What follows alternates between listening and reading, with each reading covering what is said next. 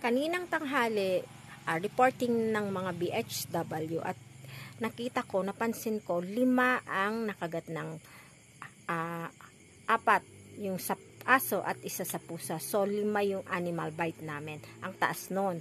Kaya tiningnan ko kung nagpabakuna sila ng anti-rabies. Nagpabakuna naman sila.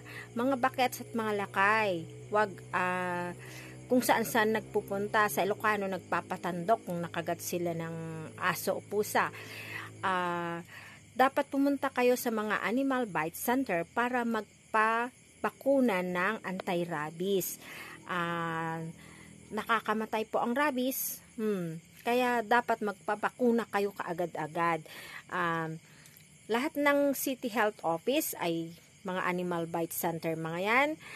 May mga designated rural health unit na mga animal bite center at may araw sila na may araw na pagbabakuna. At Monday to Friday, lahat ng district hospital sa buong Pilipinas ay animal bite center.